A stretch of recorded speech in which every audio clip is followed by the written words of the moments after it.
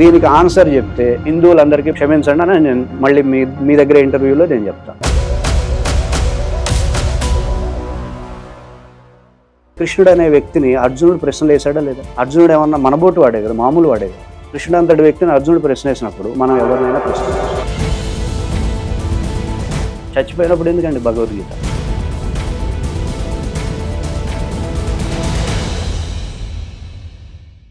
ఎక్కువ మంది ఒత్తిడితోటి సూసైడ్ చేసుకోవడము, చనిపోవడం అనేది చాలా బాధాకరం. దాంతో పుట్టిన ఆలోచన. ఈ చిద్గురు గీత వల్ల జ్ఞానం పొందిన వాళ్ళు 10th ఫెయిల్ అయిన అబ్బాయి ఎట్లా ఆలోచిస్తారు? ఈరోజు పోయిందని ఆడవకు, రేపు మళ్ళీ వస్తుంది అవకాశం. నిరూపించుకో సత్తా ఉంటే. అంతేగాని చనిపోవాల్సిన అవసరం ఏముంది అనేటటువంటి ఒక ఇండైరెక్ట్ స్ట్రెంగ్త్.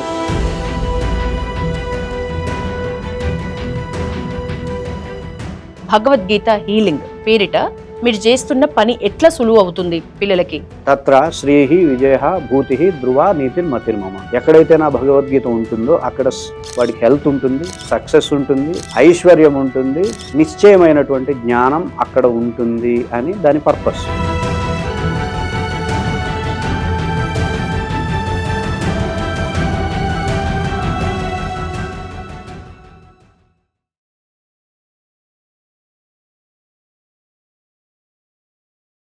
నమస్తే, నేను Yashoda. Welcome to Pallavi TV. ప్రాణశక్తి పెరగాలన్నా, మానసిక ప్రశాంతత కుదరాలన్నా క్రియాయోగం చాలా అవసరం. నిజానికి మనకు ఆధ్యాత్మిక ఆరోగ్యం ఎంతవరకు ఈ రోజుల్లో అవసరం ఉంది, అలాగే మానసికంగా ప్రశాంతంగా ఉండాలంటే ఏం చేయాలి మాట్లాడదాం. ఈరోజు మనతో పాటు స్టూడియోలో ఉన్నారు చిద్గురు గీత ఫౌండర్, క్రియాయోగి భార్గవ శర్మ సార్. మాట్లాడదాం. సార్ నమస్తే. నమస్తే సార్, భగవద్గీత మన పవిత్రమైన గ్రంథం. దాని గురించి విన్నాం. నిజానికి దాని వల్ల చాలా జ్ఞానాన్ని పొందవచ్చు అని వింటున్నాం ఈ జనరేషన్ లో. చిద్గురు గీత అనేది కొత్తగా వినిపిస్తోంది, దాని గురించి చెప్పండి. ఓకే, భగవద్గీత చిద్గురు గీత ఇది ఒక 11 years బ్యాక్. మనం ఉద్దేశం ఏంటంటే పిల్లలకి ఒక పరిపక్వమైనటువంటి ఒక విద్యను అందించాలి, వాళ్ళ మానసిక ఉత్తేజాన్ని పెంచాలి. దానికోసం మనం ఏదైనా ఒక ప్రయత్నం చేయాలి. దీనికి కారణం ఏంటి అంటే, అప్పుడే ఒక న్యూస్ వినడం జరిగింది, మీరు కూడా వినుంటారు. 10వ తరగతి తప్పామని చెప్పేసి ఒక మాస్ సూసైడ్స్ చేసుకున్నారు తెలంగాణలో వరుసగా. అవును, మానసిక ఇబ్బందులు, ఒత్తిడితో.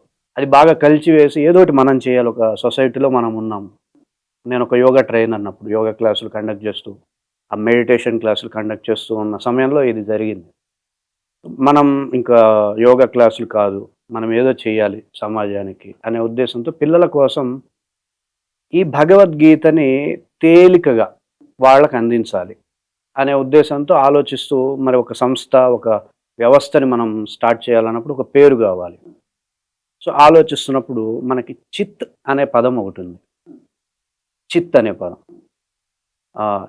లలితా సహస్రనామాల్లో కూడా చిత్ శక్తి అని అమ్మని కొలుస్తారు, అమ్మవారిని కొలుస్తారు. చిత్ అంటే అర్థం ఏంటంటే చైతన్యం అని. ఒక ఆధ్యాత్మిక స్థాయిలో చైతన్యం అని, లౌకిక స్థాయిలో చైతన్యం కాదు. ఆధ్యాత్మిక స్థాయిలో ఉండేటటువంటి చైతన్యాన్ని చిత్ అనే శబ్దం సూచిస్తుంది. గురు అనేటటువంటి శబ్దం ఏంటంటే గ్రాహ్యే, గురు నిగరణే, అంటే గ్రహించడం అనమాట. గురు అంటే ఏంటి? గ్రహించడం, చైతన్యాన్ని గ్రహించడం. గీత అంటే ఏంటంటే సాధారణంగా అర్థం తీసుకుంటారు, గాయతే ఇతి గీత అని చెప్పి పాడడం అనుకుంటారు. ఓకే, కానీ గీత అంటే గమ్ములు గతం అని చెప్పేసి పొందడం, ఒక ధామం. ఇది ఒక ధామం, ఆనందానికి ధామం లేదా మోక్షానికి ధామం, మోక్ష గీత. గీత అనే శబ్దాన్ని ధామంకి చక్కగా ఉపయోగపడుతుంది. అది పర్ఫెక్ట్ అర్థం, అది నిర్వచనం. చిద్గురు గీత అంటే చైతన్యాన్ని గ్రహించగలిగే ధామం. ఇప్పుడు మీరు ఇందాక అన్నారు 10th క్లాస్ పిల్లలు ఎక్కువ మంది ఒత్తిడితోటి సూసైడ్ చేసుకోవడము, చనిపోవడం అనేది చాలా బాధాకరం. దాంతో పుట్టిన ఆలోచన. అవునండి. ఈ చిద్గురు గీత వల్ల జ్ఞానం పొందిన వాళ్ళు 10th ఫెయిల్ అయిన అబ్బాయి ఎట్లా ఆలోచిస్తారు? మనకి ఒక శ్లోకం ఉంది భగవద్గీతలోనే, మనకి ఇది చాలా ప్రచారంలో ఉన్న శ్లోకం. చావులప్పుడు పెడతారు ఈ శ్లోకాన్ని. చావనీయకుండా చేస్తుంది అన్న విషయం ఎవరికి తెలియదు. జాతస్య హి ధ్రువో మృత్యు ధ్రువం జన్మ మృతస్య చ తస్మాత్ అపరిహార్యే అర్థే నత్వం శోచితుం అర్హసి. నత్వం శోచితుం అర్హసి అంటే నీకు ఏడవలసిన అవసరమే లేదు అని. దేనికి ఏడవలసిన అవసరం లేదు అంటే జాతస్య హి ధ్రువో మృత్యు. ఇక్కడ జాతః అంటే పుట్టడం అనే అర్థమే కాదు, కలగడం, రావడం, ఏర్పడడం, ఈ అర్థాలన్నీ వస్తాయి జాతః అంటే. మృత్యు అంటే చచ్చిపోవడం అనే అర్థం కాదు, వెళ్ళిపోవడం, తొలగిపోవడం, పోగొట్టుకోవడం, ఇలాంటి అర్థాలు వస్తాయి. ఫెయిల్ అవ్వడం, ఇవన్నీ కూడా మృత్యువే. Okay okay. సంస్కృతం అంత గొప్ప కోల్పోవటం. కోల్పోవడం అనే అర్థం వస్తుంది. వీళ్ళు ఏం అర్థం తీసుకున్నారంటే మొత్తం భగవద్గీత 700 శ్లోకాలకి చావు పుట్టుక, చావు పుట్టుక. అందుకని ఈరోజు భగవద్గీత చావు దగ్గరికి వెళ్ళిపోయింది. సో అది తప్పు. సో ఆ శ్లోకం చెప్పేసేసి 10వ తరగతి పాస్ అవ్వడం, పాస్ అయ్యావు, మళ్ళీ ఇంటర్ ఫస్ట్ ఇయర్ చదవాలి కదా, అవును, అందులో కూడా పాస్ ఫెయిల్ ఉంటాయి కదా. ఉంటాయి. ప్రతి దాంట్లోనూ పాస్ అయితే మళ్ళీ పాస్ అవ్వాల్సి ఉంటుంది, ఫెయిల్ అయితే మళ్ళీ వస్తుంది అవకాశం. ఓకే. మార్చిలో అవకాశం పోయింది అనుకో, అక్టోబర్ లో మళ్ళీ అవకాశం వస్తుంది. ఇప్పుడైతే ఏప్రిల్ మేలోనే మళ్ళీ అవకాశం వస్తుంది. నువ్వు నిరూపించుకోవడానికి ఆగమాపైన నిత్య వస్తూనే ఉంటాయి అవి. ఇది అపరిహార్యార్థం, దీన్ని నువ్వు మార్చలేవు. ఈరోజు పోయిందని ఆడవకు, రేపు మళ్ళీ వస్తుంది అవకాశం. నిరూపించుకో సత్తా ఉంటే, అంతేగాని చనిపోవాల్సిన అవసరం ఏముంది అనేటటువంటి ఒక indirect strength, indirect inspiration, motivation ఆ శ్లోకం ఇస్తుంది. శర్మ సార్, ఇప్పుడు భగవద్గీత శ్లోకాలు అంటే మా చిన్నప్పుడు కూడా ఆ కాలనీలో కొంతమంది పిల్లల్ని గ్యాదర్ చేసి గీత పారాయణం చేపించే ప్రాసెస్ లో నేర్పించారు. మేము కూడా నేర్చుకున్నాం. ఒక శ్లోకం నేర్చుకోవటం, ఇప్పుడు ధర్మక్షేత్రే కురుక్షేత్రే సమవేత యుత్సవ, దాని మీనింగ్ ఏంటి, కింద లైన్ మామక పాండవాశ్చేవ కిమకుర్వత సంశయ, ఈ లైన్ కి అర్థం ఏంటి, ఇట్లా చెప్తారు భావం, అది అక్కడికి వింటాం.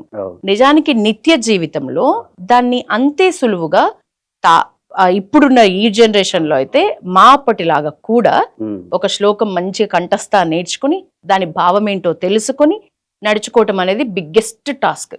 సో దీన్ని సులువు చేసామని అంటున్నారు. ఎట్లా సులువైందనమాట? ఇప్పుడు మీరు శ్లోకాలు చెప్పారా, లేకపోతే డైరెక్ట్ గా భావం చెప్తారా? ఏం చెప్తుంది చిద్గురు గీత ఫౌండేషన్ నుంచి గీత హీలింగ్, భగవద్గీత హీలింగ్ పేరిట మీరు చేస్తున్న పని ఎట్లా సులువు అవుతుంది పిల్లలకి? ఒకటేంటంటే సమాజంలో భగవద్గీతను నేర్పించేటటువంటి సంస్థలు అనేకం ఉన్నాయి, చాలా ఉన్నాయి. అవి ఇంత భగవద్గీత మీద విశేష కృషి చేస్తున్నాయి, ప్రచారం చేస్తున్నాయి అని ఒకవైపుగా ఆనందించవచ్చు మనం. కానీ మరోవైపుగా ఆ స్థాయిలో భగవద్గీతని ఏ సంస్థ కూడా ఇవ్వట్లేదని కూడా బాధపడచ్చు. ఇప్పుడు మేమెందుకండి భగవద్గీతను మేమెందుకు ప్రచారం చేయాలి? ఇప్పుడు అందరూ చిన్నజీయర స్వామి వారు కావచ్చు, విధుశేఖర భారతీ తీర్థ స్వామి వారు కావచ్చు, గణపతి సచ్చిదానంద స్వామి వారు కావచ్చు, పెద్ద స్థాయిలో వాళ్ళు, ఇంకొంచెం చిన్న స్థాయిలో కొందరు, అందరూ భగవద్గీతని చక్కగా పారాయణ చేపిస్తున్నారు, ప్రచారం చేస్తుంటే మీరు నన్ను అడగచ్చు, మీకేంటి, మీరు కూడా చక్కగా ఇంత ప్రచారం చేస్తున్నప్పుడు మీరు కూడా పాలు పంచుకోవచ్చు కదా అని మీరు అనొచ్చు. నేను అనేది ఏంటంటే భగవద్గీతను అంత విశేషంగా ప్రచారం చేస్తున్నా కూడా మానసిక రుగ్మతలతో మనిషి ఎందుకు బాధపడుతున్నాడు? హిందువులలో అనేకమైనటువంటి తలకాయ నొప్పులు, అనేకమైనటువంటి రుగ్మతలతో మనిషి ఎందుకు ఉండాలి? నువ్వు what is the purpose of Bhagavad Gita అంటే ఆయన చివరి శ్లోకం చెప్పారు, తత్ర శ్రీహి విజయ భూతి ధ్రువ నీతిర్ మతిర్మమ. ఎక్కడైతే నా భగవద్గీత ఉంటుందో అక్కడ వాడికి హెల్త్ ఉంటుంది, సక్సెస్ ఉంటుంది, ఐశ్వర్యం ఉంటుంది, నిశ్చయమైనటువంటి జ్ఞానం అక్కడ ఉంటుంది అని దాని పర్పస్. అది ఎంతమంది దగ్గర ఉంది అనేది నా ప్రశ్న. అది లేనప్పుడు ఈ ప్రచారం వృధానా కాదా? దాన్ని మనం ఏం చేయించడానికి, దాన్ని తెలియజేయడానికే చిద్గురు గీత వ్యవస్థ అనేది ఇప్పుడు ఒక ప్రాజెక్ట్ ని మనం హ్యాండిల్ చేస్తున్నాం. అదే ఈ చిద్గురు గీత అనేది ఒక జర్నీ. ఈ జర్నీలో మేము ఎన్ని రోజులు స్టార్ట్ 15 years పైన అవుతుంది, 15 సంవత్సరాల పైన. ఇందాక ఒక క్వశ్చన్ అన్నారు, ఎంత మందికి ఈ పూర్తి స్థాయిలో ఆ లాస్ట్ శ్లోకంలో ఉన్నట్లు అన్ని కలిగి ఉన్నారు, ఆ లెవెల్లో ప్రశాంతతను కలిగి ఉన్నారు, హెల్త్ తో పాటు? అసలు తెలుసా అది భగవద్గీత? ఇప్పుడు మీరు 15 years నుంచి చేస్తున్నారు అన్నారు, మీ ద్వారా ఎంత మంది కలిగి ఉన్నారు అనుకుంటున్నారు? దానికి ప్రూఫ్ ఏంటి మాకు? నేను ఆల్రెడీ ఇప్పుడు ప్రెసెంట్ క్లాసుల్లో ఫీడ్బ్యాక్స్ వాళ్ళ వీడియోస్ ఉంటాయి. మనం ప్రోగ్రామ్స్ కండక్ట్ చేసినప్పుడు ఆన్లైన్ సెషన్స్, వాళ్ళ ఫీడ్బ్యాక్స్ తీసుకో. ఓన్లీ ఆన్లైన్, ఆఫ్లైన్ ఉండదు? ఆన్లైన్లో వాళ్ళ ఫీడ్బ్యాక్స్ తీసుకోవచ్చు మనం. వాళ్ళు చక్కగా చిద్గురు గీత ఛానల్కి వెళ్ళిపోతే వాళ్ళ ఫీడ్బ్యాక్స్ ఉంటాయి. వాళ్ళు ఎంజాయ్ చేస్తున్నారు, వాళ్ళు ఎంత ఆనందాన్ని పొందుతున్నారు అనేది వాళ్ళ మాటల్లోనే. నేను లేకుండా, నేనుంటే ఏవో నా ముందేదో చెప్పారనే భావం లేకుండా నేను ఉండను ఆ ఛానల్లో. ఆ జూమ్ సెషన్లో నేను హైడ్ అయిపోయి కొత్తగా జాయిన్ అయిన వ్యక్తుల్ని, ఈ ఆల్రెడీ ఉన్నటువంటి వ్యక్తుల్ని ప్రశ్నలు అడగమని చెప్పి వాళ్ళు చెప్తే సరిపోతుంది కదా అన్న ఉద్దేశంతో మనం అలాంటి సెషన్స్ కండక్ట్ చేస్తాం. వాళ్ళు చెప్పే ఆన్సర్స్ నేను సక్సెస్ అయ్యాను నేను అనుకున్న దాంట్లో అనేటటువంటి ఓకే. ఒక గర్వం అయితే నాకుంది. ఏ కారణంతో అయితే మీరు పెట్టిండ్రో అది అది ఫుల్ఫిల్ అవుతుంది ఫుల్ఫిల్ అయిపోయింది, ఫుల్ఫిల్ అయితే అయిపోయింది. ఓకే. ఇంకెక్కువ మందికి చేరవేయాలి, ఇంకెక్కువ మందికి అందించాలి. ఓకే. ఇప్పుడు మీరు అన్నట్లుగానే చాలా మంది ఏదైతే మీరు ఒక మోటోతో పెట్టినరో దానికి రీచ్ అవుతున్నారు అని అంటున్నారు కదా. సో ఈ ప్రాసెస్లో మనం హెల్త్ కావాలనుకున్న వాళ్ళకి ఒక టైప్ ఆఫ్ మెంటాలిటీ ఉంటుంది, వాళ్ళకి సపరేట్గా చెప్పటం. కొందరికేమో ఒకటే మోటో ఉంటుంది, ఆఫీస్లో ఇంతకు మించి ఇంకా ఎదగాలి, నేను ఈ ప్లేస్కి మించి ఎదగాలి అని ఉంటుంది. స్పోర్ట్స్ ఆడే పిల్లల జోలికి వస్తే నేను స్పోర్ట్స్లో చాలా గణనీయంగా ఇప్పుడు ఏ స్కూల్ లెవెల్లో ఆడే పిల్లోడు ఏ T20 దాకా ఒక రోల్ పెట్టుకొని, అంటే ఒక డ్రీమ్ పెట్టుకొని బ్రతుకుతూ ఉంటారు. సో ఇట్లాంటి వాళ్ళు మీ దగ్గరికి వస్తే వాళ్ళకి కలిగేది హెల్తా, లేకపోతే ఒక పాజిటివ్ మైండా, లేకపోతే ఎట్లా నడుచుకోవాలి, ఈ సమాజంలో ఎట్లా ఆలోచించాలి అనే విషయాలు చెప్తారా? ఎట్లాంటి క్లాసెస్ ఉంటాయి మీ దగ్గర? నేనేం ప్రత్యేకించి చెప్పను. ఇప్పుడు భగవద్గీత ఉంది కదా, భగవద్గీతే ఒక కల్పవృక్షం. మరి భగవద్గీత అనేది ఒక బుక్ కాదు, 18 విభాగాలు చేసినటువంటి ఒక గ్రంథం. అది మనం స్వీకరించే దాన్ని బట్టి రిజల్ట్ ఉంటుంది, ఎక్కడ నేర్చుకున్నా. అంటే ఇప్పుడు అర్జున విషాద యోగం ఉంది. ఇదేంటి, అసలు డిప్రెషన్ ఎందుకు కలుగుతుంది మనిషికి, అసలు డిప్రెషన్కి కారణాలు ఏంటి, ఎందుకు డిప్రెస్ అవుతాం, ఎందుకు నిరుత్సాహపడిపోతాం, ఎందుకు నిర్వీర్యం అయిపోతాం, ఆ కారణాలు చెప్తుంది. కారణాలు చెప్తూ దాని నుండి ఎలా బయటపడాలో ఒక పరిష్కారాన్ని ఇస్తుంది. కాబట్టి అది విషాద యోగం. సాంఖ్య యోగం ఉంది, మీరు చెప్పినట్టే ఇప్పుడు ఒక ప్లేయర్స్ ఉంటారు, ఆ ప్లేయర్స్ గెలవాలి, దానికి వాళ్ళు ఏ విధమైనటువంటి మానసిక ఉత్తేజాన్ని కలిగి ఉండాలో ఈ సాంఖ్య యోగం చెప్తుంది. అలాగే కర్మయోగం ఉంది, బిజినెస్ పీపుల్ అన్నారు, కర్మ ఎట్లా చేయాలి, కర్మబంధంలో చిక్కుకోకుండా కర్మలను చేస్తూ ఎలా సక్సెస్ అవ్వాలి అనేటటువంటి అంశాన్ని కర్మయోగం చెప్తుంది. జ్ఞానయోగం ఉంది, ఒక పరిపూర్ణమైనటువంటి ఆధ్యాత్మిక స్థితిలో చక్కగా ఆరోగ్యంగా ఆనందంగా ఉండడానికి కావలసినటువంటి ఒక ఆధ్యాత్మిక ప్రేరణని ఆ జ్ఞానయోగం ఇస్తుంది. అలాగే సన్యాస యోగం. సన్యాసం అంటే ఏమనుకుంటాం మనం, అన్నీ వదిలేసి పెట్టే, అది తప్పు. అక్కడ సన్యాసంలో ఆర్థం లేదు. సన్యాసం అంటే ఏంటి అంటే కర్మఫల త్యాగం, ఫలాన్ని ఆశించకుండా కర్మఫల త్యాగాన్ని సన్యాసం అంటాం. కర్తృత్వాన్ని వదిలేయడాన్ని సన్యాసం అంటారు. సన్యాసం అంటే ఏంటి, కర్తృత్వాన్ని వదిలేసే, నేను చేస్తున్నా, నేను అనే భావన నువ్వు తీసేయగలిగితే అది సన్యాసం. ఇది పదాల యొక్క నిర్వచన కూడా చదువుకునే వ్యక్తులకు తెలియాలి. సన్యాసం అనగానే సన్యాసులని అర్థాలు మార్చేశారు. స్మృత్యు అంటే చచ్చిపోవడం అని, ఇట్లాంటి అర్థాలు పెట్టేస్తే ఏమవుతుందంటే రాంగ్ ట్రాక్ వెళ్ళిపోతాం. ఆ రాంగ్ ట్రాక్ వెళ్ళిన వాళ్ళని ఇప్పుడు స్ట్రైట్ ట్రాక్ తెప్పించడానికే తపన, మనం కష్టపడుతుంది దానికోసం.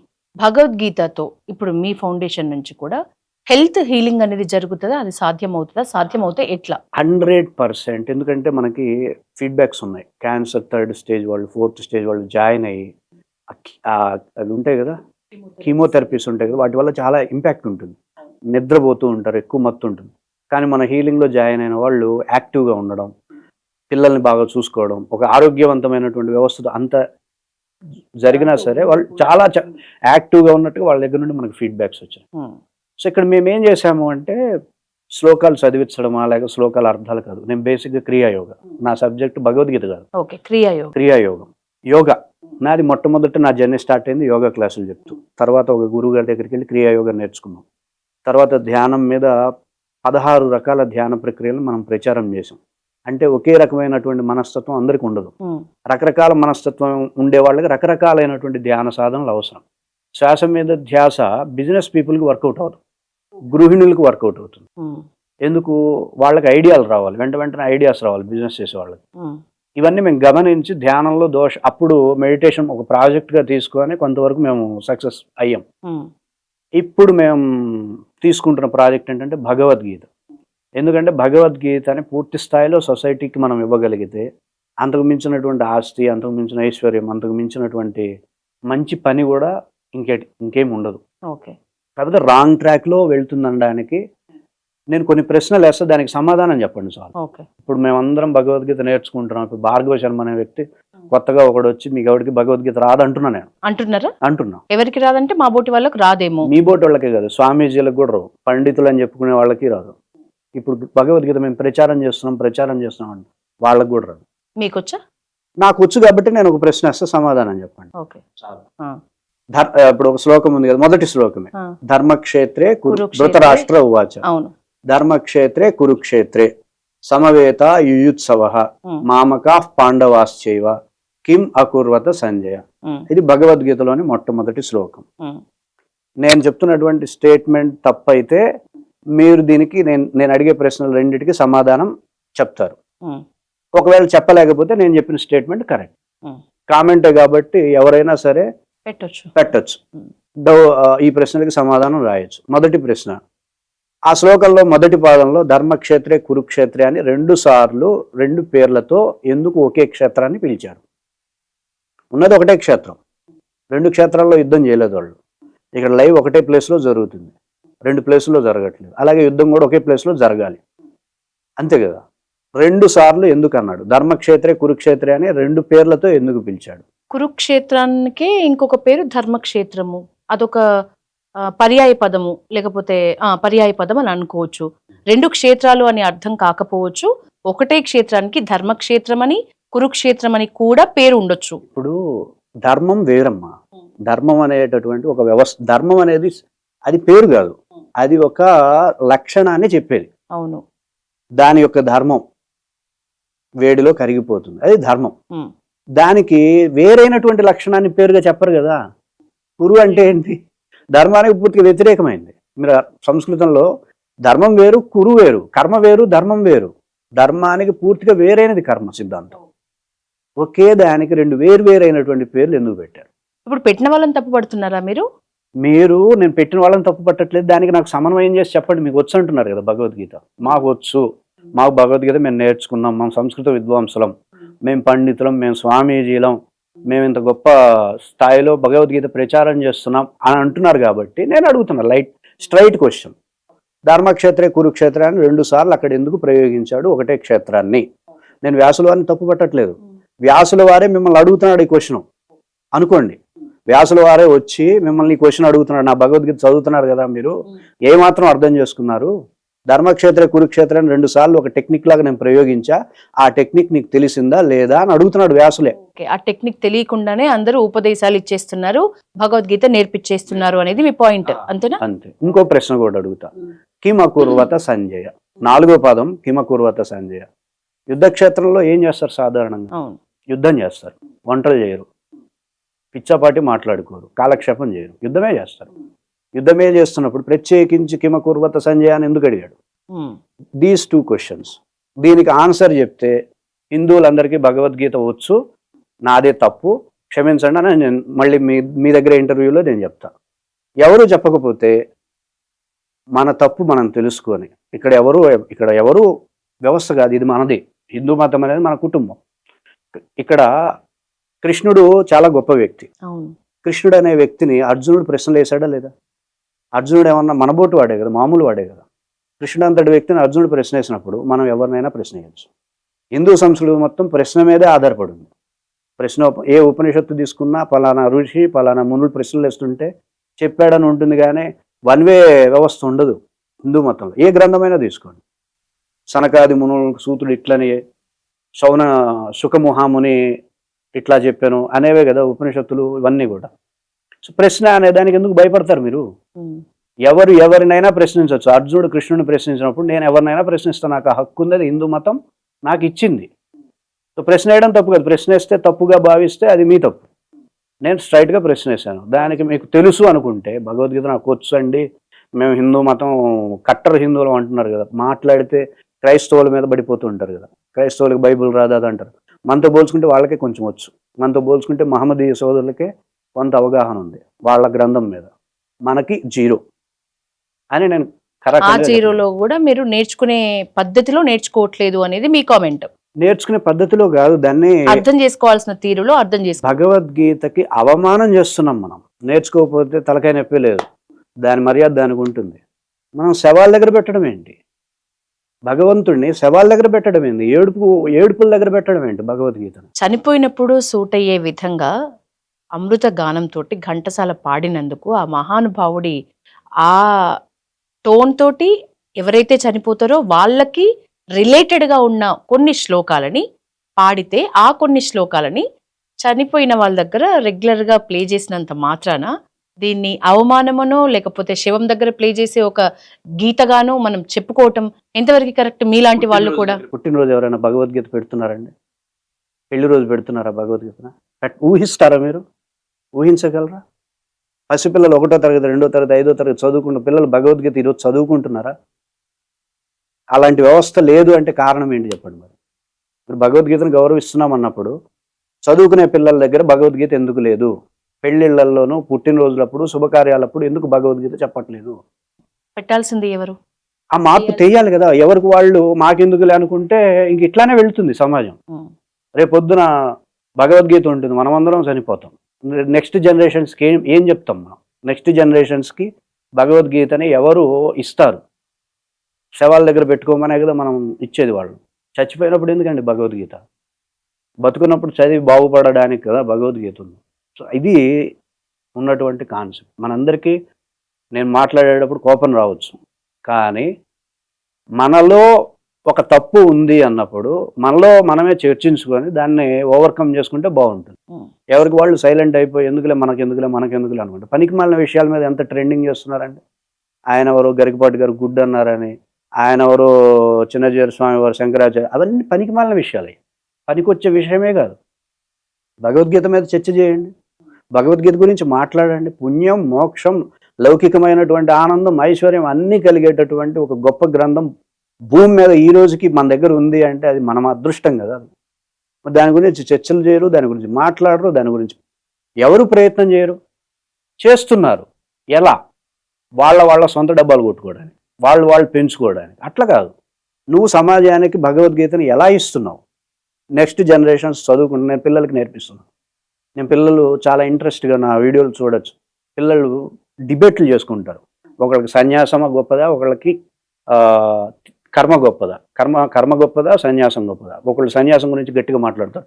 ఇట్లా నేను డిబేట్స్ పెట్టించి వాళ్ళకి భగవద్గీత ఇంకాలి, బ్లడ్లోకి రావాలని చెప్పి నా వంతు ప్రయత్నంగా మనం చేస్తాం. ఏ ఏజ్ పిల్లలు ఎక్కువగా వస్తున్నారు? 7 ఏళ్ల పిల్లల దగ్గర నుండి మాట్లాడగలిగే ప్రతి వాళ్ళకి ఈజీగా అర్థమయ్యేలా చెప్పగలుగుతాం. ఎన్ని డేస్ క్లాసెస్ అన్నమాట ఇవి? 5 days ఉంటాయి. వాళ్ళ ఇష్టం, మనకి వాళ్ళ సెలవులు ఉన్నాయి, 2 months నేర్చుకోవచ్చు. ఇంత పెద్ద గ్రంథం నుంచి నేర్చుకోవాల్సిన ఎంతో కొంత జ్ఞానమైనా సరే ఈ 7 days స్వల్పమప్యస్య ధర్మస్య త్రాయతే మహతో భయత. ఆయన ఎంత ఆఫర్ ఇచ్చాడు మనకి. ఇక కొంచెం నేర్చుకోండి రా, 700 శ్లోకాలు అక్కర్లేదు, ఒక లైన్, ఒక పాదం చదువు.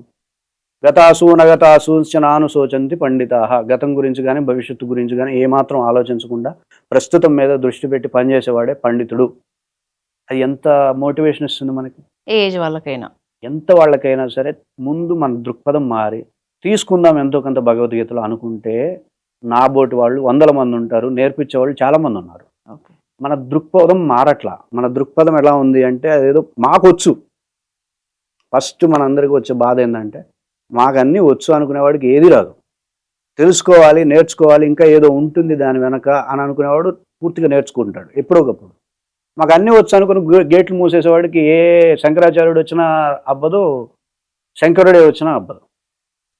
ఇప్పుడు చాలా సమస్యలతో కొట్టుమిట్టాడుతున్నారు జనాలు. నిజానికి ఒక గీత బుక్ను చూస్తేనే పిల్లలైతే నిజానికి ఇంత బుక్ నేర్చుకోవాలి ఇప్పుడు నేను భయపడే రోజులు ఇవైతే. ఈ జనరేషన్ పిల్లలైతే కాసేపు కూర్చొని పబ్జి గేమ్స్ అవో ఆడమంటే వాళ్ళకి రాకున్నా కూడా క్షణంలో నేర్చుకోగలుగుతున్నారు, ఆడుకోగలుగుతున్నారు. కానీ ఒక బుక్ ముందు కూర్చొని చదవాలంటే వాళ్ళ అకాడమిక్ బుక్స్ ముందు కూడా వాళ్ళకి సాధ్యం కాని పరిస్థితి. సో సులువుగా వాళ్ళు ఇంట్రెస్ట్గా నేర్చుకోవటానికి మీ దగ్గర టిప్స్ ఏమిటి? ప్లస్ మెయిన్ ఇంకొకటి, చాలా సమస్యలతో ఒక వ్యక్తి మీ దగ్గరకు వచ్చిండు. మైండ్ బాగాలేదు, హెల్త్ బాగాలేదు, మనసు అస్సలు బాగుండదు. అట్లాంటి వ్యక్తిని ఈ ప్రాసెస్ ద్వారా ఎంత టైం పడుతుంది మీకు హీల్ చేయాలంటే? ఎందుకంటే పేరు భగవద్గీత హీలింగ్.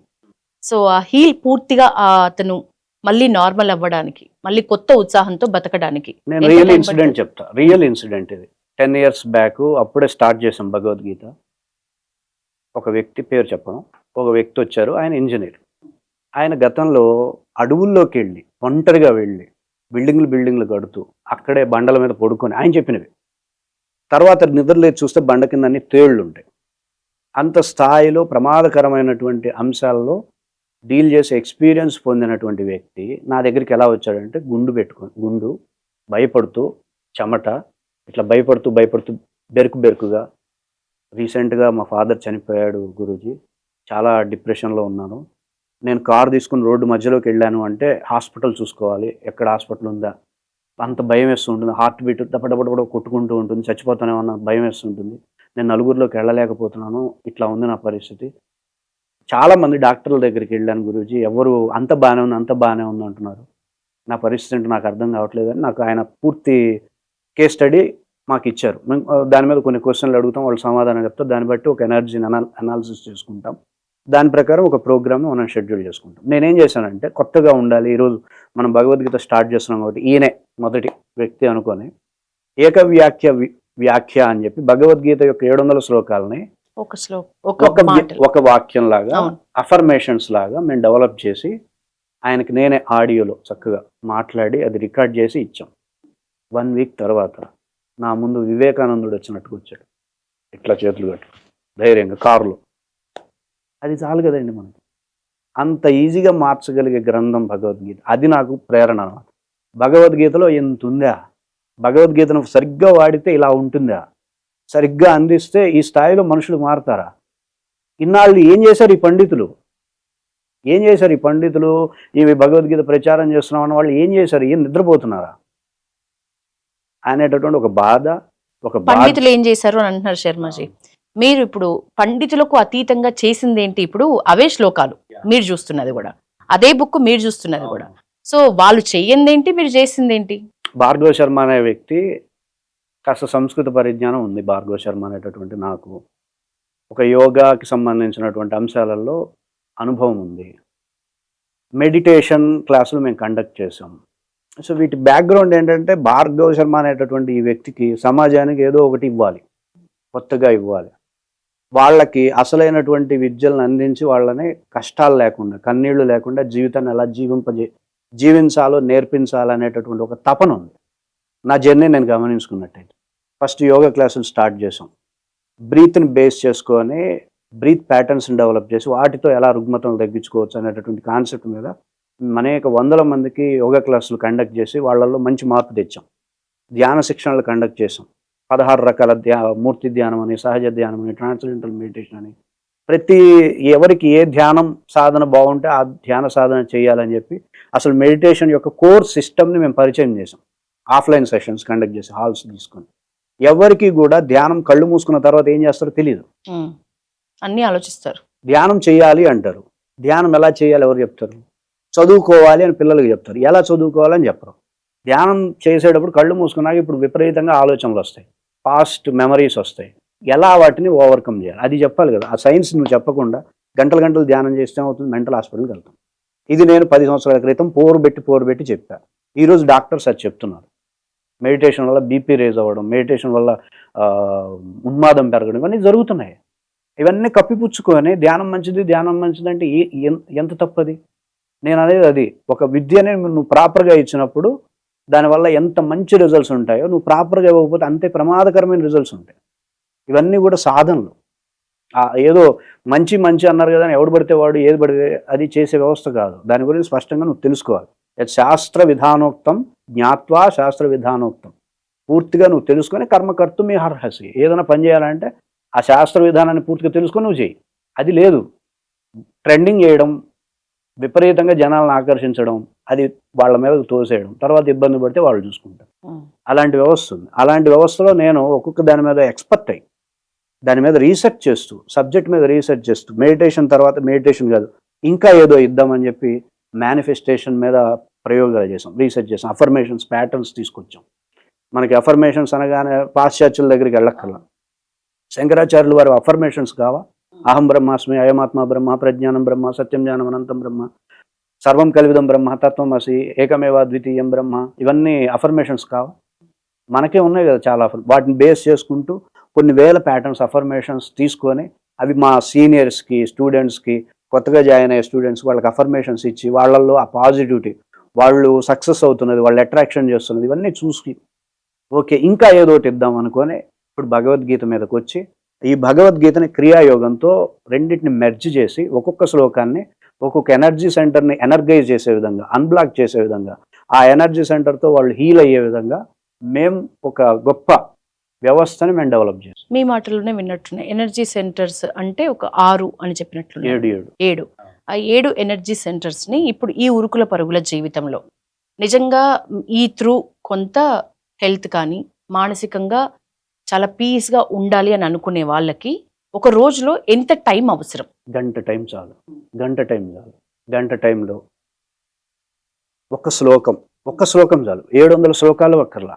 నీకు ఈ రోజు ఒక శ్లోకం పట్టుకో. ఆ శ్లోకంతో నిన్ను హీల్ చేసుకునే విధంగా అన్ని కార్యక్రమాలని అనుకూలంగా చేసుకునే విధంగా నేను గైడ్ చేయగలుగుతాను. ఈ శ్లోకం చదువుతూనే మనకి ఇక్కడ క్రియాయోగా కూడా యాడ్ అవుతుంది. ఆ శ్లోకాన్ని క్రియాయోగంతో కనెక్ట్ చేయాలి. ఓకే. మామూలుగా ఆ శ్లోకాన్ని ఇప్పుడు ఏం చేస్తారు, జాతస్య హి ధ్రువం మృత్యు ధ్రువం జన్మ మృతస్య చ తస్మాద పరిహార్యతే నత్వం శోచితం అర్హస్య అంటే చచ్చినవాడు పుట్టినవాడు ఈ అర్థాలు కాకుండా అక్కడ ఎనర్జీ సెంటర్ గురించి చెప్తున్నారు వాళ్ళు. ఓకే. నేను మొదటి శ్లోకం ఎందుకు అంత గట్టిగా అడుగుతున్నాను అంటే అది వేరే కథ. ఆ శ్లోకానికి వేరే వ్యవస్థ ఉంది. అది జనాలకు ఎవరికి అర్థం కాదు. అందుకని డేరింగ్గా అడుగుతున్నాను. కావాలంటే మీరు టెస్ట్ చేస్తారు కదా, వీడియో అప్లోడ్ అయిన తర్వాత కామెంట్లు చూడండి. ఒక్కటి కామెంట్ రాదు. దానికి సరైన సమాధానం లాజికల్గా చెప్పరు. 100% ఇదే జరుగుతుంది. సో ఇవన్నీ కూడా ఎనర్జీ బాడీకి సంబంధించినటువంటి ఒక వ్యవస్థ. ఎనర్జీ బాడీని హీల్ చేయడానికి సౌండ్ హీలింగ్ అంటారు, సౌండ్ థెరపీ అంటారు. హైయెస్ట్ ఒక ఫ్రీక్వెన్సీకి సాధకుడిని కనెక్ట్ చేసినప్పుడు ఆటోమేటిక్గా వాడి బాడీ హీల్ అవుతూ ఉంటుంది, వాడి ఆరా హీల్ అవుతూ ఉంటుంది. పాజిటివిటీ అట్రాక్ట్ చేయగలిగేటటువంటి వ్యవస్థలో వాడు ఆటోమేటిక్గా చేరుతాడు. అందుకే ఆయన చివరి శ్లోకంలో తత్ర శ్రీ విజయ భూతి ధ్రువా నీతిర్ మతిర్మమ అన్నది ఎందుకు? నా సౌండ్ ఫ్రీక్వెన్సీ కనెక్ట్ అయితే నువ్వు అన్నిటినీ అట్రాక్ట్ చేయగలవురా నాయన, అందుకని నా భగవద్గీతను వాడు అని అంత క్లియర్గా చెప్పాడు. పర్పస్ వదిలేసినటువంటి వ్యవస్థ సాధన కాదు. గమ్యాన్ని వదిలేసి చేసిన ప్రయాణం ఎందుకు ప్రయోజనం లేదు. పర్పస్ను పట్టుకొని నేను రీసెర్చ్ చేస్తే మిగతా వాళ్ళు ఎవరు పర్పస్ను పట్టుకోకుండా చదువుకుంటున్నారు. అది వాళ్ళకి మనకి ఉన్న తేడా. ఓకే. మీ దగ్గర ఎంతమంది మీ టీం ఉంటారు? 5-6 మెంబర్స్ ఉంటారు. ఒకళ్ళు సోషల్ మీడియా చూసుకునే వాళ్ళు, వాట్సాప్ అన్ని ఆన్లైన్ కాబట్టి ఇంకా ఎక్కడి నుంచి అయినా జాయిన్ అవ్వచ్చు, నేర్చుకోవచ్చు. Anywhere they can. ఓకే. మీరు టీం ఒక 4-5 మెంబర్స్ ఉన్నారు. ఎన్ని ఇయర్స్ గా వర్క్ చేస్తున్నారు? 15 years గా ఇదే పని. మీ టీంలో మీ టీం అందరిట్లో మీకు ఎదురైన ఒక మంచి మెరాకిల్ లాంటి ఒక విషయం అంటే ఇన్ని ఇయర్స్ లో? నా విషయమే చెప్తా. నా టీం ఎందుకు, నా విషయమే చెప్తా. మేము ఈ మేనిఫెస్టేషన్ రీసెర్చ్ చేస్తున్నప్పుడు నా వీప్ భాగం మీద సూరియాసిస్ లాగా ఒక వ్యవస్థ వచ్చింది. స్కిన్ ఎలర్జీ వచ్చేసింది. నాకే భయం వేసింది వాళ్ళందరూ చెప్తుంటే. కానీ ఇప్పుడు మనం ఇంత చేస్తూ నాది నేను తగ్గించుకోకపోతే ఎట్లా? అదొక హెల్త్ డిసీజ్ కదా. అదే హెల్త్ డిసీజ్. హాస్పిటల్కి వెళ్ళి అట్లా కాకుండా నేను చేసిన అఫర్మేషన్స్ ప్యాటర్న్స్లోనే కొన్ని ప్యాటర్న్స్ తీసుకొని ఆ రోజు మొత్తం అంతా ధారణ చేస్తూ తర్వాత రోజు కూడా ధారణ చేసి మధ్యాహ్నం రోజు చూసుకుంటే మొత్తం క్లియర్ అయింది. అది నా ఎక్స్పీరియన్స్. నమ్మేటట్టు అసలు లేదు. ఎందుకంటే నమ్మేటట్టు లేకపోయినా సరే అది నిజం. అంటే హెల్త్ ప్రాబ్లమ్స్ అనేవి ఒకటి చదవటం వల్ల, ఒక సాధన చేయటం వల్ల, మీరు అన్నట్లు క్రియాయోగం అయినా సరే దాని వల్ల నేను క్లియర్ గా చెప్తా. నీది నమ్మేటట్టు లేదు. ఓకే, నేను అప్పుడు కొంచెం సబ్జెక్ట్ చెప్తే అప్పుడు నమ్మచ్చా నమ్మకూడదా అనేది అర్థమవుతుంది. ఇప్పుడు క్రియాయోగం అనేటటువంటి ఒక కాన్సెప్ట్ కొన్ని వేల సంవత్సరాల క్రితం ఆయుర్వేదం, ప్రకృతి వైద్యం ఇవేమీ లేనప్పుడు ఆది మానవుడు యూజ్ చేసుకున్నటువంటి ఒక మెడికల్ సైన్సే క్రియాయోగం. మీరు ఈ రోజుకి అమెరికా మెడికల్ సైన్సెస్ అంటారు కదా, వరల్డ్ మెడికల్ సైన్స్, దానికి ఒక లోగో ఉంటుంది, వెన్నుపాము పాము. అది వాళ్ళది కాదు, మనది. క్రియాయోగానికి సంబంధించి అది సుషుమ్నా నాడి, ఇడా పింగళ నాడులేదు. అంత ప్రాచుర్యం ఉన్నటువంటి సైన్స్ అండి క్రియాయోగం అనేది. సో మిగిలినటువంటి వైద్య విధానాలకి క్రియాయోగానికి ఏంటి తేడా అంటే, ఆయుర్వేదం కావచ్చు, అల్లోపతి కావచ్చు, హోమియోపతి, ఇవన్నీ కూడా రోగ లక్షణాలని బట్టి మందులు తయారు చేస్తారు. కరోనా వచ్చిందంటే ముక్కుకి ఇబ్బంది, శ్వాసకి ఇబ్బంది కాబట్టి దానికి మందులు తయారు చేస్తారు. కానీ మనకి క్రియాయోగం ఏంటంటే, వీ హ్యావ్ ఎనర్జీ బాడీ. మనకి 5 శరీరాలు ఉంటాయి.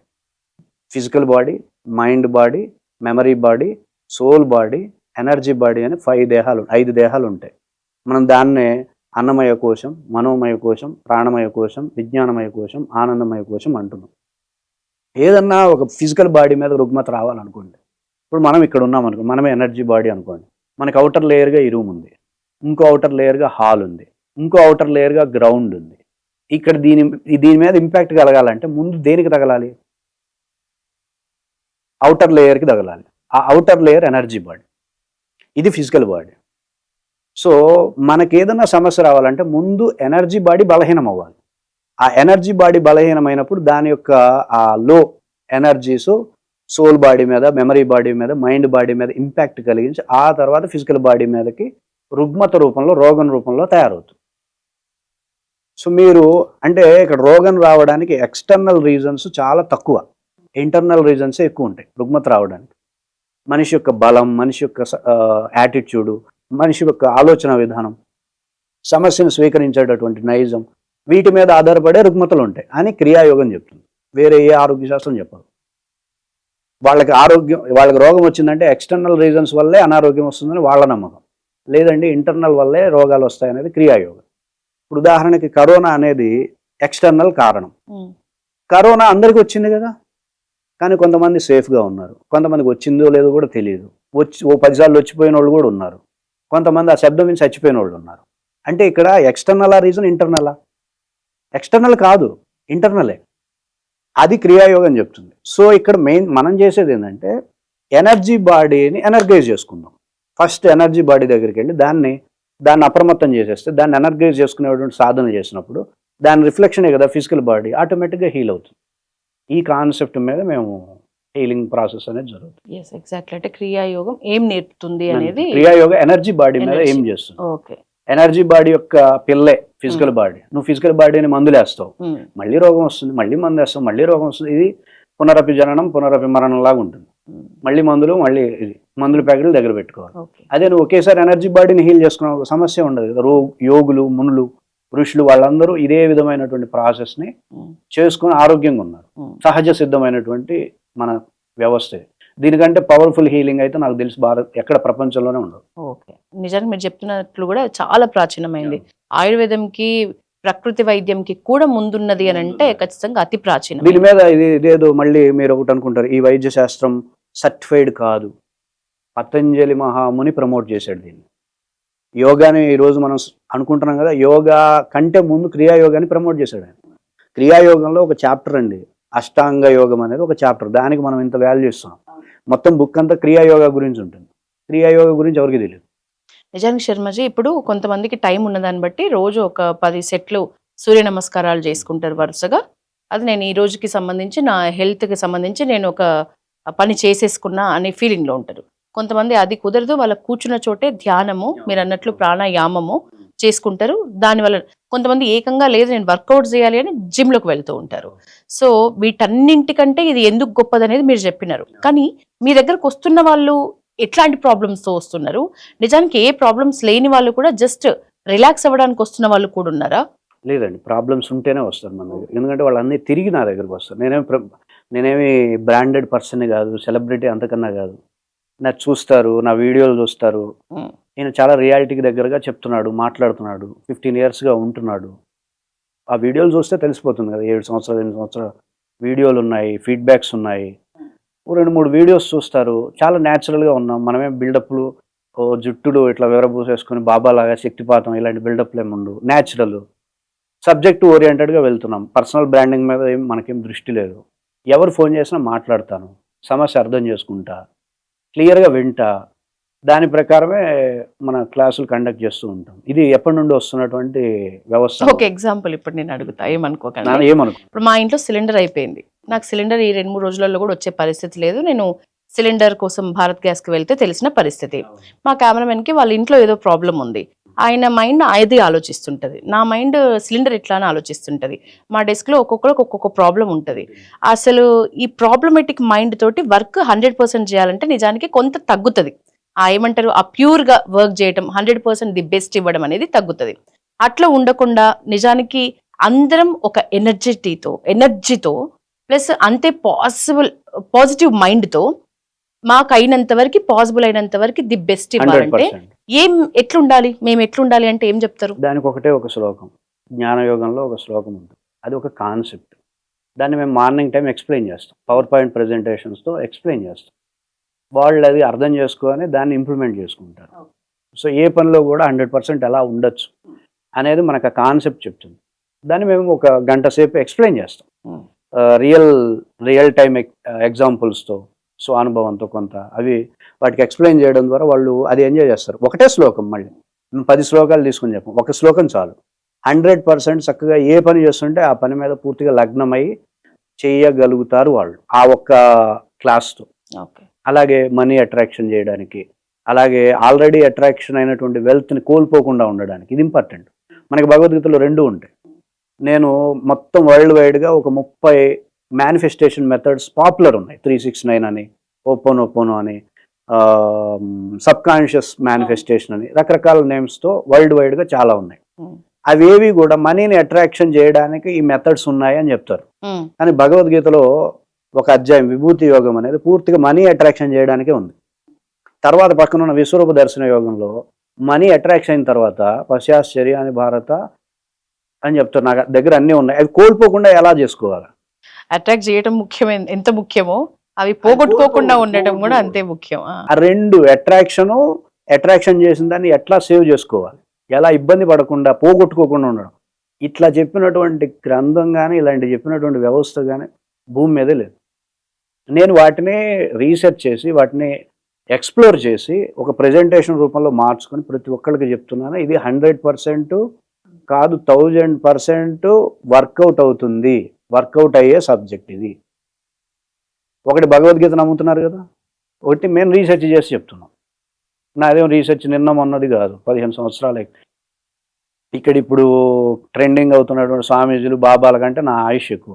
ఎందుకంటే వీళ్ళందరికంటే ముందు నుండే మీరు సవాల్ చేసిండ్రు మరి వచ్చా. వాళ్ళందరికంటే ఆయుష్ ఎక్కువ అని కూడా సవాల్ ఆయుష్ ఎక్కువ కాదు, మాది బేస్ ఎక్కువ. మేము ఎప్పటి నుండే ఉన్నాం, చేప కింద నీరు లాగా ఉన్నాం.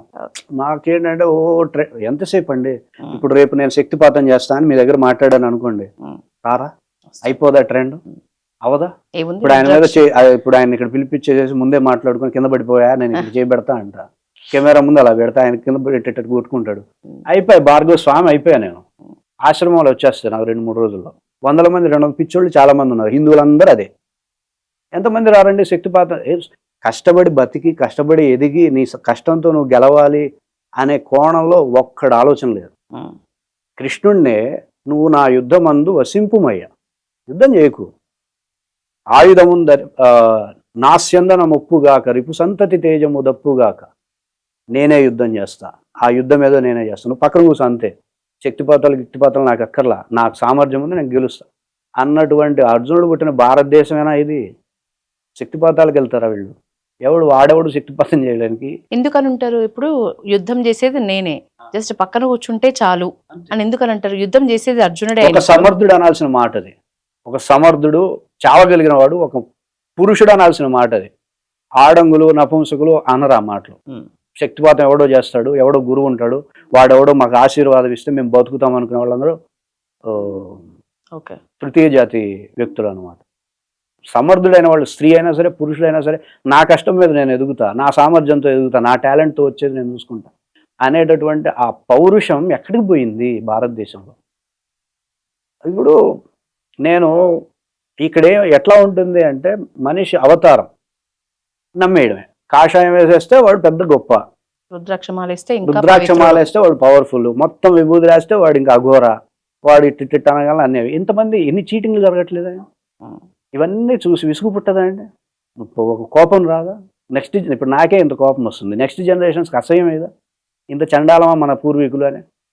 మన పూర్వీకులందరూ గొప్పోళ్లే, మన దరిద్రం అంతా ఇక్కడే ఈ జనరేషన్స్. అది మార్చడానికి ఒక ప్రయత్నంగా మనం. శర్మ గారు, మీకు సంబంధించి మన ఇప్పుడు భగవద్గీత లేకపోతే మహాభారతాన్ని తీసుకుందాం. ఎవరు మీకు సంబంధించిన మీకు నచ్చిన ఒక క్యారెక్టర్ అంటే మన భారతంలో ఎవరు? నాకు అందరూ నచ్చుతారు, ఎందుకంటే వాళ్ళందరూ మన లోపల ఉండేటటువంటి వ్యవస్థ. దుర్యోధనుడు అహంకారం. దుర్యోధనుడు అంటే ఏంటి? అహంకారం. అహంకారం వద్దా మీకు? వద్దా? అవసరమైనప్పుడు అవసరమే చూపించాలి కదా. నువ్వు అవసరమైనప్పుడు అహంకారం చూపించకపోతే ఎట్లా? నీ యుగో చూపించకపోతే ఎట్లా? కర్ణుడు స్నేహం వద్దా? భీష్ముడు పౌరుషం వద్దా? ఒక మాట చెప్పామంటే ఆ మాటకు నిలబడాలంతే, చావో రేవో చూసుకుంటా, అది వద్దా? వద్దా చెప్పండి. ద్రోణాచార్యుడు పగ పడితే అంతం చూడాల్సిందే, అది వద్దా? ధర్మరాజు ఏం జరిగినా సరే మన వాళ్లే కదా, ఏదైనా గొడవ వస్తే మన మధ్యలో గొడవ వస్తే వాళ్ళు 100 మనం 5, మన మీదకి ఎవడన్నా వస్తే మనం అందరం 105 మంది, అది వద్దా? అర్జునుడు వద్దా మీకు? అందరూ మనకు కావాల్సిన వాళ్ళు, లేకపోతే వాళ్ళు ఎందుకు క్యారెక్టర్స్ పెడతారండి? ప్రభాస్ కల్కి మూవీలో కర్ణుడు గొప్పన అర్జునుడు గొప్పన అనే టాపిక్ లేచింది. ఆ మూవీ వల్ల. నిజానికి అంత డౌట్ పడాల్సిన క్యారెక్టర్స్ ఆ రెండు ఎవరు గొప్ప అని. నిజానికి కర్ణుడు గొప్పన ఇప్పుడు యువత ఎక్కువ అట్రాక్ట్ అవుతున్నారు కర్ణుడికి. కొంతమంది అయితే నిజంగా నేను రాముడికి కాదు అభిమానిని రావణాసురుడికే అని వాళ్ళకున్న రీజన్స్ వాళ్ళు చెప్తున్నారు. దీన్ని ఎట్లా చూస్తారు మీరు? నేను మామూలుగా అయితే సినిమా చూసేది ఇంత విచారణ చేయడానికి కాదు, ఎంజాయ్ చేయడానికి వెళ్తాం. దురంధర్ 2 చూసారా? చూసా. ఓకే. దురంధర్ 2లో ఒక శ్లోకం వినిపిస్తుంది మనకి, అవును, రైట్? అది ఆ టైంలో అట్లా పెట్టడం గురించి చాలా అంటే కర్మణ్యవాది కారస్తే అసలు అద్భుతంగా, అంటే పురాణాల నుంచి తీసుకుని ఆ శ్లోకంని అక్కడ పెట్టడం అనేది ఇప్పుడు చాలా హైయెస్ట్. అంటే సినిమా ఒక ఎత్తు అయితే ఈ టాపిక్ ఒక ఎత్తులాగా వినిపిస్తుంది. ఇట్లాంటివి చూసినప్పుడు మీకేమనిపిస్తుంది? అంటే మీరు కూడా ఫిల్మ్స్ చూస్తున్నారు, ఎలాగూ యూజ్ చేయాల్సిన చోట కరెక్ట్ వేలోనే డైరెక్టర్స్ యూజ్ చేస్తున్నారా? లేకపోతే ఎందుకంటే నేను కొంతమంది స్వామీజీలతో మాట్లాడుతున్నప్పుడు పురాణాలని సబ్జెక్ట్గా తీసుకుంటున్నారు, ఒక యాక్షన్ మూవీస్, కామెడీ మూవీస్, ఈ జానర్స్ అన్ని వదిలిపెట్టి ఇప్పుడు మన పురాణ ఇతిహాసాల నుంచి ఘట్టాలను తీసుకుని చిత్రాలు తీస్తున్నారు. అది మంచి విషయం, కానీ చూపించాల్సిన తీరులో చూపించట్లేదు. అది నెగిటివ్ మోడ్లోనే ఎక్కువ వెళ్తుంది మెసేజ్, పాజిటివ్ మోడ్లో వెళ్ళాల్సినంత కరెక్ట్ మెసేజ్ అయితే రీచ్ అవ్వట్లేదు అని అన్నారు. మీ అభిప్రాయం ఏంటి? వాళ్ళు కరెక్ట్గానే తీస్తున్నారు, బ్రహ్మాండంగా తీస్తున్నారు. నేనైతే కల్కి సినిమా ఎంజాయ్ చేశాను. అలాగే దురంధర్ చూసినప్పుడు నాకేం అభిప్రాయం కలిగిందంటే, రాముల వారు హనుమంతుడిని లంకను చూడవయ్యా, ఏం జరుగుతుందో చూడు అని పంపించాడు. ఆయన అక్కడికి వెళ్ళి మంట పెట్టేసి వచ్చాడు.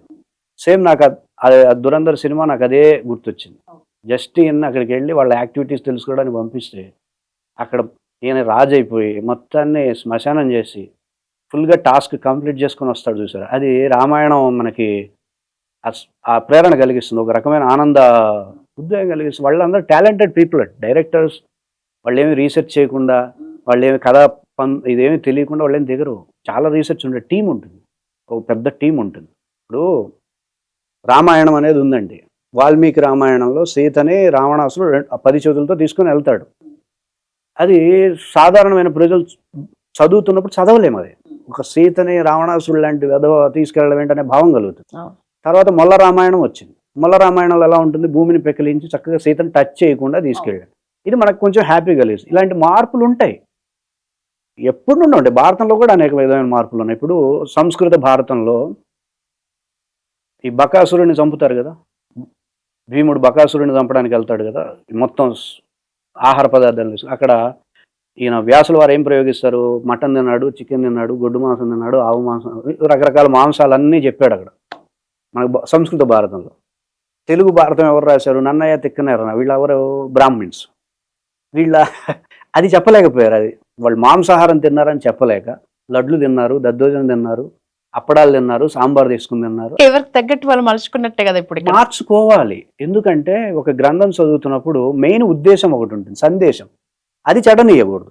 ఒక భారతం సమాజానికి ఏ మంచి ఇవ్వాలో తెలుసుకుందో అది చెడనీయకుండా ఈ చిన్న చిన్నవి కాంటెంపరీగా ఆ కాలానికి సరిపడేట్టుగా మార్పులు చేర్పులు చేయడం అనేది అవసరం. అలా దానికి మనం అంగీకరించాలి. ఇలానే ఉండాలి, ఇలానే కుదరాలి అంటే కుదరదు. మార్పు అవసరం. ఇప్పుడు సమాజానికి ఎలా అందించాలో అలా ఆయన అందించారు. బ్రహ్మాండంగా రీసెర్చ్ చేశాడు ఆయన, చాలా చక్కగా చెప్పాడు. అలాంటి సినిమాలు ఉన్నాయి. ఇప్పుడు చిరంజీవి సినిమా ఉంది, విశ్వంభర అని ఒక సినిమా తీస్తున్నాడు. కాకపోతే ఒక బాధాకరమైన విషయం ఏంటంటే, వీళ్ళు సబ్జెక్ట్ గురించి పూర్తిగా తెలుసుకొని దాన్ని హ్యాండిల్ చేస్తే అద్భుతమైనటువంటి సినిమాలు వస్తాయి. లేదు సబ్జెక్ట్ తెలియకుండా దిగితే అస్త్రాన ఒక సినిమా వచ్చింది కదా, బాలీవుడ్ సినిమా అస్త్ర, మొత్తం అంతా అవెంజర్స్ లాగా తీద్దామని ట్రై చేశాను. అటర్ ఫ్లాప్ అయినది. 500 కోట్లు 600 కోట్లు మట్టిలో పోసినట్టు అయింది. ఇది యూనివర్స్కి సంబంధించింది, విశ్వంభర అని టైటిల్ పెట్టాడు. దానికి లోగో వచ్చేసేసి పంచభూతాలతో ఉంటుంది. యూనివర్స్లో పంచభూతాలు ఉండవు, ప్రకృతిలో ఉంటాయి. యూనివర్స్ వేరు. ఈ విధమైనటువంటి అంశాలు కొంచెం డైరెక్టర్ల దగ్గర పెట్టుకుని, ఒళ్ళు దగ్గర పెట్టుకుని, సబ్జెక్ట్ తెలుసుకొని, అంటే నేను వాళ్ళని తప్పు పట్టట్లేదు, కొంచెం సబ్జెక్ట్ పెంచుకొని ఇలాంటి విశ్వం, యూనివర్స్ ఇలాంటివి వస్తున్నప్పుడు, ఇప్పుడు హాలీవుడ్ వాళ్ళు ఉన్నారండి, వాళ్ళు యూనివర్స్, మల్టీ యూనివర్స్ అని చెప్పి డాక్టర్ స్ట్రేంజ్లో తీశారు. ఎంత సబ్జెక్ట్ దగ్గర పెట్టుకుంటే తీస్తారు వాళ్ళు. మల్టీ యూనివర్స్లు ఇలా ఉంటాయి, ఒక రీసెర్చ్ చేసుకొని దిగారు, వరల్డ్ వైడ్గా హిట్ కొట్టారు. మన దగ్గర కూడా అంత గొప్ప సబ్జెక్ట్స్ ఉన్నాయి. భారతంలో కావచ్చు, రామాయణంలో, పురాణాల్లో గొప్ప గొప్ప కాన్సెప్ట్స్ ఉన్నాయి. మనం సబ్జెక్ట్ కొంచెం ఇప్పుడు వాళ్ళకి ఈగోకి వెళ్ళకూడదు. మాలాంటి వాళ్ళకి ఎవరో ఒకళ్ళకి తెలుస్తాయి ఇవన్నీ. వాళ్ళకి కాల్ చేసి ఇట్లా మేము ఒక యూనివర్స్ మీద ఒక సినిమా చేద్దాం అనుకుంటున్నాం, విశ్వం దీనికి సంబంధించి ఇట్లాంటి కాన్సెప్ట్ ఈ లైన్తో ఉంది, మీకేమన్నా సబ్జెక్ట్ యాడ్ ఇది ఏమన్నా కరెక్ట్గా ఉందా లేదా, కొంచెం సబ్జెక్ట్ స్క్రిప్ట్ దగ్గరే పర్ఫెక్ట్గా వెళ్తే ప్రజలందరూ ఆమోదిస్తారు. మన సినిమాలు కూడా హాలీవుడ్ని మించుతాయి, మనకేం తక్కువ లేదు. అది ప్రూవ్ చేసింది దురంధర్ అనేది, కల్కి అనేవి. అది దురంధర్ మనకేం తక్కువ లేదు, మనం ఎవరికి తక్కువ కాదు అని ప్రూవ్ చేసింది కదా. మీరు ఏం చదువుకున్నారు? మీ బాల్యం ఎక్కడ? ఎట్లా ఈ లైన్ ఇట్లా ఇట్లా అంటే 15 years దాటింది అని అంటున్నారు. ఫస్ట్ నేను టీచర్ అవుదాం అనుకున్నా. దానికోసం బిఏ తెలుగు, తర్వాత ఎంఏ సాంస్క్రిట్, టీచర్గా కొంతకాలం వర్క్ చేసాం. ఆ ఎడ్యుకేషన్ నాకు నచ్చలేదు. పిల్లల్ని కొట్టడము తిట్టడం కాకుండా ఎంటర్టైన్ చేస్తూ పిల్లలకి పాఠాలు చెప్పాలన్న కోణంలో ఉన్నాం. అది మనకు వర్కౌట్ కాల. తర్వాత ఇక జాబ్ చేసుకుందామని చెప్పి మల్టీమీడియా వెళ్ళాం. ఎక్కడ పుట్టారు? గుంటూరు. ఓకే. మల్టీమీడియా వీటి మీదకి వెళ్ళాం. దానికి సాఫ్ట్వేర్ జాబ్స్ అవి చేస్తున్నాము. అవి కూడా అంత నాకేమి సంతృప్తికరంగా లేదు. ఏదో ఒకటి చేయాలి సమాజానికి అని చెప్పి నేను ఆల్రెడీ నేర్చుకున్నటువంటి యోగా శిక్షణతో ఒక కెరియర్ని నేనే నిర్మించుకున్నా. నా మార్గాన్ని నేనే క్రియేట్ చేసుకున్నా. అది యోగా, తర్వాత సబ్జెక్ట్ పెంచుకుంటూ మెడిటేషన్, ఆ తర్వాత మేనిఫెస్టేషన్, ఆ తర్వాత క్రియా యోగా, ఆ తర్వాత హీలింగ్. ఇప్పుడు నేను డీల్ చేస్తున్నటువంటి ప్రాజెక్ట్ గర్వంగా చెప్పుకున్నా భగవద్గీత హీలింగ్. మీరు చూస్తారు, 1 సంవత్సరంలో సమాజంలో భగవద్గీతని ఇంజెక్ట్ చేస్తా, వాళ్ళ రక్తంలో కలిసేలా చేస్తా, పరిగెత్తేలా చేస్తా భగవద్గీత అంటే. ఎందుకంటే నేను ఇప్పటిదాకా హ్యాండిల్ చేసిన ప్రతి సబ్జెక్టు నేను సక్సెస్ అయ్యాను. యోగా సక్సెస్ అయ్యాం, మెడిటేషన్ సక్సెస్ అయ్యాం. నా సక్సెస్ ఏంటంటే నా స్టూడెంట్స్ 100% సాటిస్ఫై అవ్వడమే నా సక్సెస్. జాయిన్ అయిన వాళ్ళు 100% సాటిస్ఫై. క్రియాయోగం సాటిస్ఫైడ్. మేనిఫెస్టేషన్ హీలింగ్ అయిపోయింది. మేనిఫెస్టేషన్ రీసెంట్గానే కంప్లీట్ చేసాం. 3 batches కంప్లీట్ చేసాం. అందరూ బ్రహ్మాండంగా ఫీడ్బ్యాక్స్ వచ్చి మీరు చూడొచ్చు, నా ఛానల్కి వెళ్ళి చూడొచ్చు. ఏది కల్పితాలు ఇవేమి ఉండవు, చక్కగా చూడొచ్చు. అల్టిమేట్ గోల్ ఏంటి శర్మ గారు? నాకు ఫ్యూచర్ ఆలోచించడం. ఇప్పుడు ప్రస్తుతం భగవద్గీత హీలింగ్ ఇదే నా అల్టిమేట్ గోల్. దీన్ని ఎట్లాగైనా సరే పిల్లల దగ్గరికి తీసుకెళ్తా, వ్యాపారవేత్తల దగ్గరికి తీసుకెళ్తా, రాజకీయ నాయకుల దగ్గరికి తీసుకెళ్తా, సినిమాలు తీసే వాళ్ళ దగ్గరికి తీసుకెళ్తా, గృహిణుల దగ్గరికి తీసుకెళ్తా, పసివాడి దగ్గరకు కూడా తీసుకెళ్తా, గర్భస్థ శిశువు దగ్గరకు కూడా ఈ భగవద్గీత హీలింగ్ తీసుకెళ్తా. ఇదే నా గోల్. స్కూల్స్ అవసరం అంటే స్కూళ్ళల్లో మీరు అన్నట్లు ఒక క్లాస్ పెట్టడం అనేది అవసరం. నిజానికి దానికోసం మీరు ఏమైనా గవర్నమెంట్ మా స్టూడెంట్స్ అడుగు, నేనేమో అట్లా అంత ప్రయత్నం నా వల్ల కాదు, నేను ఎవరిని అడగలేను. నాకంత శ్రమ నాకు రీసెర్చే పని ఎక్కువ ఉంటుంది. రీసెర్చ్ చేసుకోవడం, కంటెంట్ ప్రిపేర్ చేసుకోవడం, క్లాసులు. మా స్టూడెంట్సే అడుగుతారు, ఫలానా స్కూల్స్ దగ్గర రండి అంటే నేను వెళ్తా, ఎక్కడికైనా వస్తా. ఎవరన్నా అడిగి పిలిస్తే నేను వస్తా, కానీ నా అంతటి నేను ఎవరిని అడిగి అంత ఇప్పటివరకు ఎప్పుడు చేయలేదు నేను. భగవద్గీత హీలింగ్ అనేది నిజానికి చాలా బాగుంది. వింటుంటేనే ఒక హీల్ అవుతున్న ఫీలింగ్. ఇది స్వామి టైటిల్, స్వామి వారే పెట్టిన టైటిల్ భగవద్గీత హీలింగ్. మీకు గురువు అంటే ఎవరు? నా గురువు అనేక మంది ఉన్నారు. నేను గుంటూరులో చదువుతున్నప్పుడు వెంకట శివయ్య గారు అని ఉన్నారు, ఆయన నాకు క్రియాయోగా నేర్పించారు. ఇక్కడ కడప జిల్లాలో స్వామివారు ఉన్నారు, నాకు ఆయన క్రియాయోగాని ఎట్లా ఇంప్లిఫై చేయాలి, ఎలా డైలీ ఎలా దినచర్యలో పెట్టాలి, ఆ విధంగా ఆయన నాకు స్ఫూర్తిని అందించారు. గురువులు ఉన్నారు, ఒక 3. ఏం చదువుకున్నారు? నాది ఎంఏ సంస్కృతం. ఓకే, సంస్కృతం. ఇప్పుడు అంత ఇంగ్లీష్ మీడియం చదువులు, తెలుగు కూడా సబ్జెక్ట్ లేకుండా అయిపోతుంది చాలా మందికి. హిందీకి వెళ్తున్నారు. ఇక ఎక్కువ మార్కులు రావాలంటే సంస్కృతం తప్ప సంస్కృతం నుంచి ఏదో నేర్చుకుందామన్న అదైతే ఏమి ఉండట్లేదు. కానీ ఖచ్చితంగా చాలా మంచి పేరుతోటి మంచి కార్యక్రమం మీదైతే మీరు అనుకున్నట్లుగానే సక్సెస్ఫుల్గా ఎలాగో మీరు వర్తమానంలోనే ఉంటున్నారు, భవిష్యత్తుకు వెళ్ళట్లే, పాస్ట్కి వెళ్ళట్లే. కాబట్టి మీరు పెట్టుకున్న ఈ ప్రస్తుత గోల్ 100% సక్సెస్ఫుల్గా రన్ అవ్వాలని పల్లవి టీవీ మనస్ఫూర్తిగా కోరుకుంటుందండి. శర్మ గారు, థ్యాంక్ యూ సో మచ్ ఈరోజు టైం ఇచ్చి. ధన్యవాదాలు.